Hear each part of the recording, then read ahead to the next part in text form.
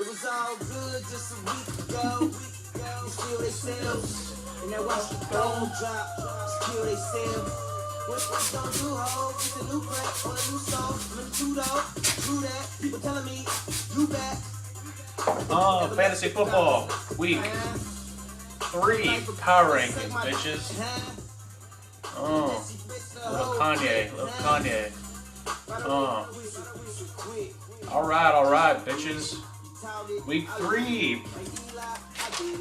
Some good for some people, some bad for some people. Let's get this started. I'm going to try to keep these shorter and shorter because they're pretty long. Let me turn this down again. Let's go straight to the action with rank 10 goes to Hooked on Tronics.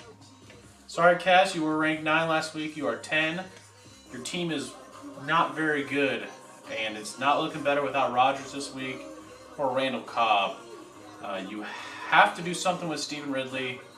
Some of the other bottom feeders have made trades to try to change their season outcome. You have not, and I think you have to do something either this week or next week if you want to make a run.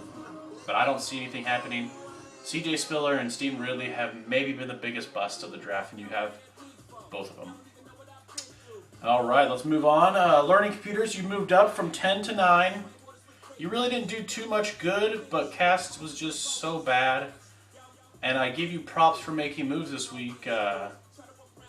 Getting rid of Doug Martin and who else did you trade? And Romo for Charles and Andre Johnson. I don't know if you got the better end of the deal, but you had to mess up. You had to mess with something because your team was bad. It could be good for you, could be bad for you. We'll see. Even though you moved up one, your team's still not very good. After that, I'm going to go to Llama Drama, marking him down from 7 to 8.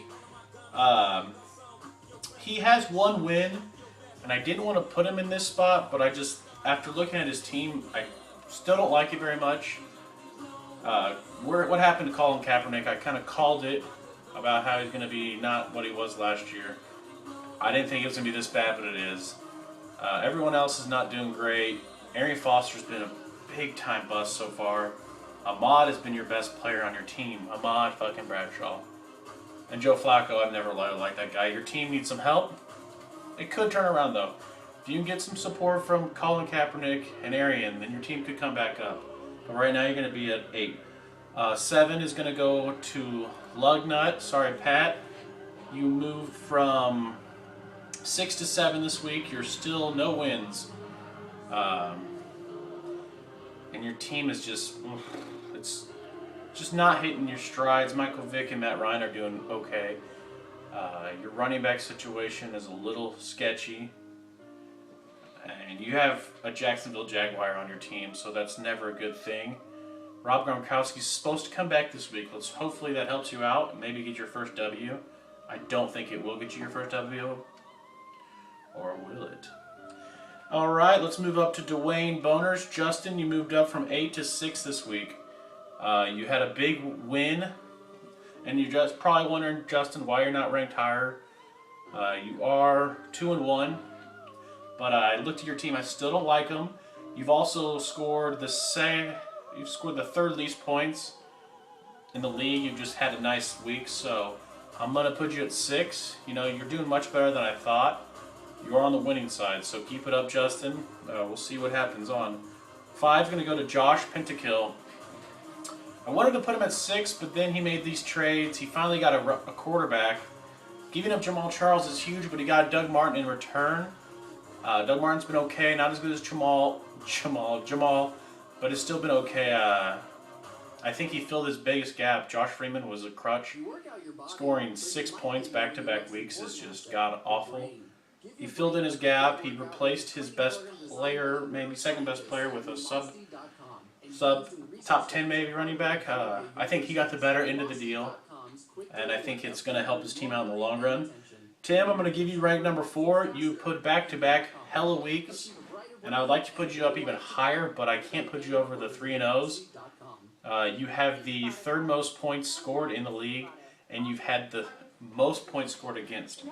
or sorry, second most points scored against. You should be higher, but your first week was god awful. But your last 2 weeks have looked great. I'm really afraid of your team right now. Russell Wilson and Phillip Rivers is playing okay. Calvin's doing what he does. Trent on Indiana is only going to be better. Chris Johnson. Your team's pretty good, and Darren McFadden's been doing good. So your team's very good, and people should be scared. Listen to this song.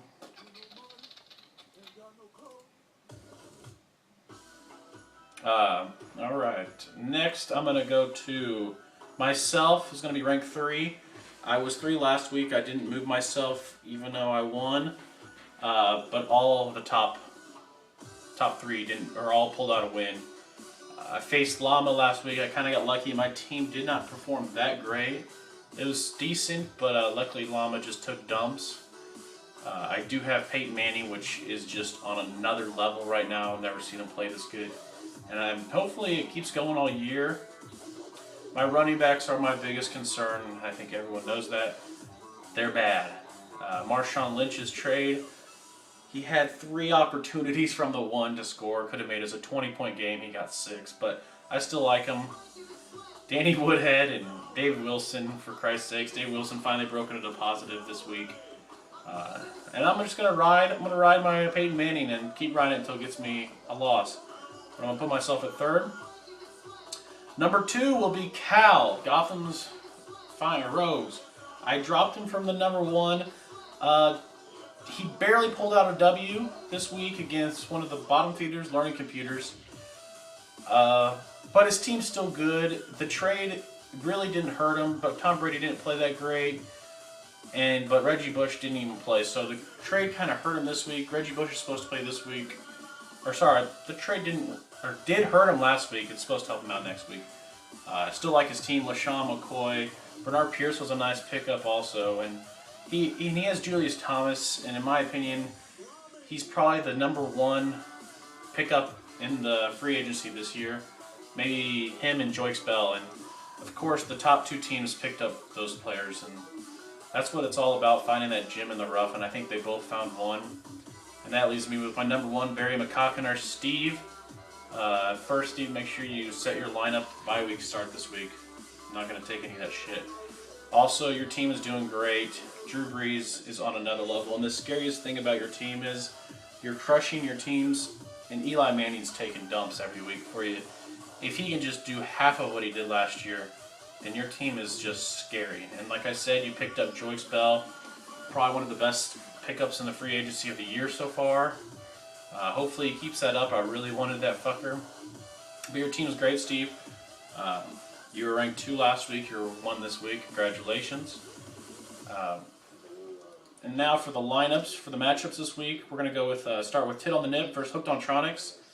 I think myself is going to win. No Aaron Rodgers this week. No Robert or Cobb or whatever his name is. Then we go to Gotham's Finest versus the Lugnut. I have this is my upset of the week. I think Pat is going to steal one from Gotham. And the Gotham's Rogues are going to drop this week. Pat's going to get his first win, and Cal's going to get his first loss. After that, we go to Learning Computers versus Dwayne Boners. I'm going to have to go with Dwayne Boners. I don't like his team. The Learning Computers team is terrible. Justin's going to move to 3-1 with a dominating win over Learning Computers. He does not have Cam Newton going, but I still think he beats him.